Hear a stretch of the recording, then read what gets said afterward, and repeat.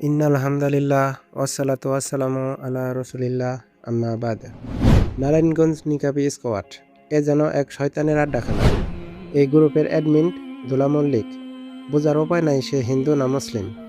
দাজ্জালের যখন আগমন ঘটবে তখন নারীরা তার নিকট ছুটে চলবে। এমনকি আতঙ্কে মুমিন পুরুষরা ঘরে গিয়ে তাদের মা বোনকে শিকল দিয়ে খুঁটিতে বেঁধে রাখবে। মুসনাদে আহমদ হাদিস নং 5353। যে নারী সাজসজ্জা করে বাইরে বের হয় এবং পুরুষদের দৃষ্টি আকর্ষণ করে সে যেন জাহান্নামের দিকে এগিয়ে গেল। সহিহ মুসলিম।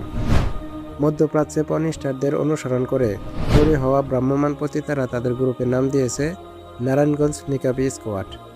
এরা মূলত ঢাকা নারায়ণগঞ্জের 5 তারকা হোটেলের দেশি পর্নস্টার। এরা নারায়ণগঞ্জ স্কাউটের নামে হিজাব করে রিলস বানিয়ে অনলাইনে গ্রাহক খোঁজে। যেহেতু দেশে তাদের প্রত্যেকের পরিবার আছে তাই ভাইরাল হওয়া ঠেকাতে তারা হিজাবকে ডাল হিসাবে ব্যবহার করে। এদের ভোক্তা ও গ্রাহকদের মধ্যে দেশের প্রশাসনিক কর্তাবাবু, সচিব, এমনকি মন্ত্রী পর্যায়ের লোকজনও জড়িত থাকতে পারে। এদের গ্রামার লাইফস্টাইলই বলে দেয় কত বড় ফান্ড ও ক্ষমতাসীন গডফাদাররা এদের ব্যাকআপ দিচ্ছে। আপাদমস্তক এদেরকে দেখে মাদ্রাসায় পড়ুয়া বা নিকাবি টিকটকার মনে হলেও এদের মূল এজেন্ডার শিকড় অনেক গভীরে। এদের মধ্যে কেউ কেউ নিজেরা সমকামী এবং এর প্রচারকারী।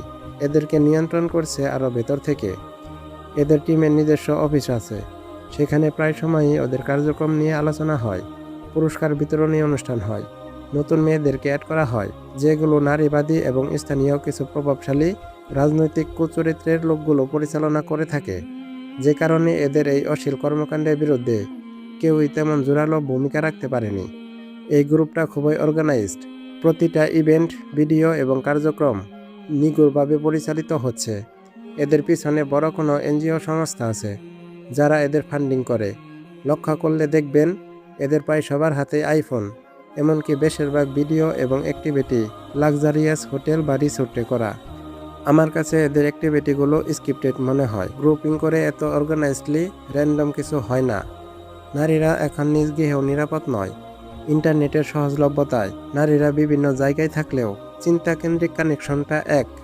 আপনার ঘরের নারীকে দড়ি দিয়ে বেঁধে হলেও আটকে রাখুন, না হলে সে আপনাকে সহ জাহান্নামে নিয়ে যাবে। অনেক মেয়ে এদের হিজাব, নিকাব ও টিকটক দেখে তাদের দলে যোগ দিচ্ছে।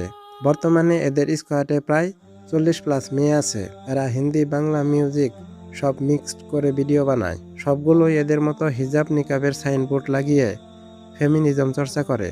এমনকি পতিতাবৃত্তি থেকে শুরু করে হোমসেক্সুয়ালিটি সবকিছুতে লিপ্ত আছে এরা। যতটুকু খবর পেয়েছি খুবই সফটভাবে সমকামিতাকে নর্মালাইজ করছে। নিজেরা নিজেদের মধ্যে কানেক্টেড। এদের অ্যাক্টিভিটিগুলো মনিটরিং করলে বুঝবেন অবস্থা কতটা ভয়াবহ। এদের নিশানা আপাতত সমকামিতা এবং নিকাব ও হিজাব নিয়ে কটূক্তির পাশাপাশি নিরীহ মুসলিম মেয়েদের ভিতরে মডার্ন আইডিওলজি নামে তাদের সমকামী ও লেসবিয়ান আইডিওলজি ইন্ডেক্সড করা। এরা প্রায় সবাই গাজীপুর ও নারায়ণগঞ্জের, তবে তাদের ফ্যান ফলোয়ার অনেক। একটি নির্দিষ্ট গ্রুপ আছে নিকাবি স্কোয়াড নামে, যেখানে সবাই মিলেমিশে কাজ করে। তন্মধ্যে একজন রানী নিকাবি আছে। সে অন্যদের চেয়ে ইউনিক। লাল বা দবদবে সাদা বোরকা ও কালো নিকাব পরে অশ্লীল অঙ্গভঙ্গি ও বিকৃত যৌনাচারের প্রকাশ্যে চর্চা করে। এরা বোরকা নিকাবকে ক্রিমিনালাইজ করার পাশাপাশি পটেনশিয়াল রেপিস্টও তৈরি করছে। এদের এমন অবাধ অ্যাক্টিভিটির কারণে বাচ্চা মেয়েরা ধর্ষণের শিকার হচ্ছে।